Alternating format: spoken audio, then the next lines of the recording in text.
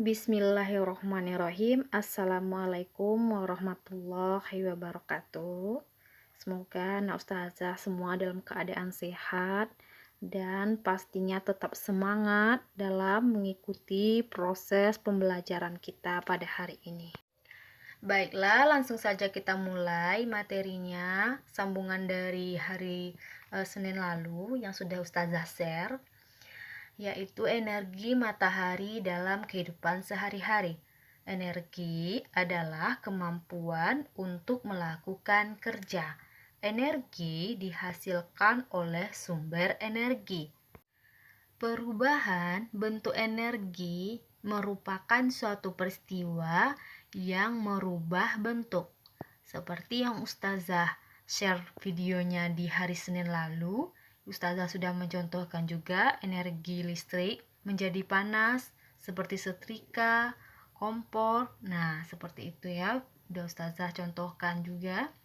Kemudian dengan demikian energi ini dapat dimanfaatkan dalam kehidupan sehari-hari, baik itu sebagai makanan dalam tubuh manusia maupun tenaga surya.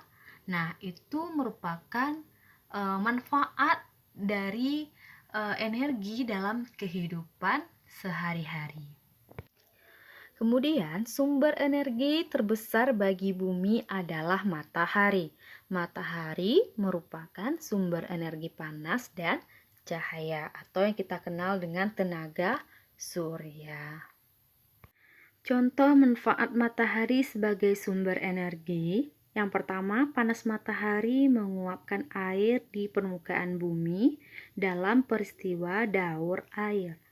Yang kedua, panas matahari mempertahankan suhu atmosfer bumi sehingga sesuai untuk kehidupan makhluk hidup. Yang ketiga, panas matahari dapat mengeringkan pakaian dan bahan makanan. Yang keempat, cahaya matahari menerangi permukaan bumi. Yang kelima, cahaya matahari dimanfaatkan tumbuhan untuk proses fotosintesis. Selanjutnya, cahaya matahari dapat digunakan sebagai sumber energi listrik. Energi matahari dapat diubah menjadi energi listrik menggunakan panel surya. Berikut ini ada ustazah contohkan bentuk dari gambar panel surya. Kemudian selanjutnya, mengolah informasi dalam bentuk peta pikiran di pembelajaran bahasa Indonesia. Mengolah informasi di sini artinya mengolah sumber data berupa gambar atau teks menjadi sebuah informasi yang jelas. Salah satu cara mengolah informasi adalah dengan membuat peta pikiran. Berikut ini ustazah contohkan membuat peta pikiran. Di sini ada teks tentang minyak bumi.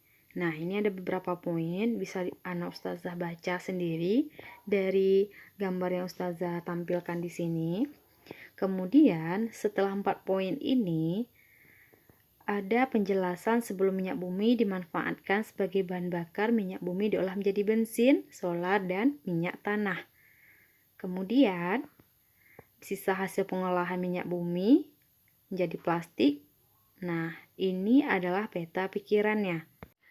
Nah, di sini ada peta pikirannya. Perhatikan yang ustazah tampilkan gambarnya di video, minyak bumi.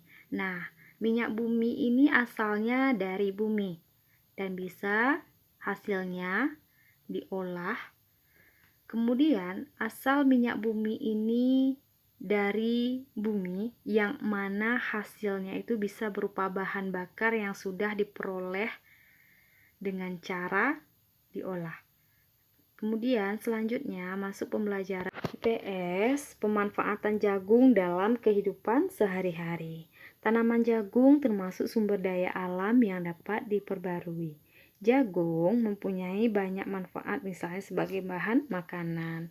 Nah, jagung ini juga dimanfaatkan sebagai makanan pokok yang mana bisa menggantikan nasi dan juga bisa untuk bahan kerajinan. Nah, Masuk materi selanjutnya, SBDP tinggi dan rendahnya nada. Nada adalah bunyi yang beraturan.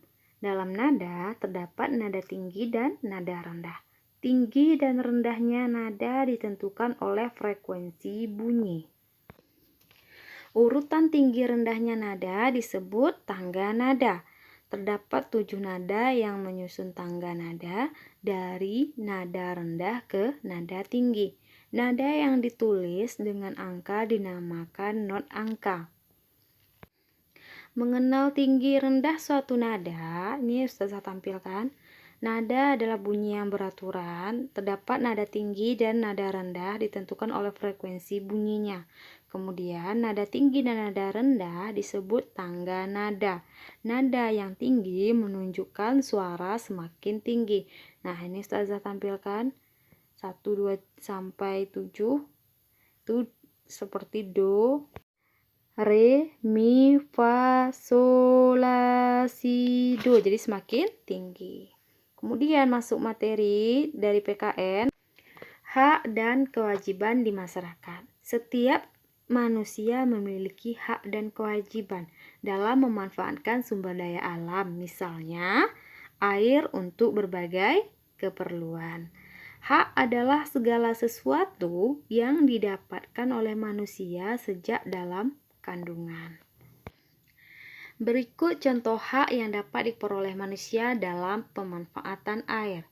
Hak mendapatkan air bersih, hak mendapatkan aliran air yang lancar, hak memanfaatkan air untuk mandi, mencuci, dan minum, hak memanfaatkan air untuk mengairi sawah. Nah, itu contoh hak yang diperoleh manusia. Kemudian di hari Senin lalu juga ada beberapa contoh yang sudah Ustazah jelaskan.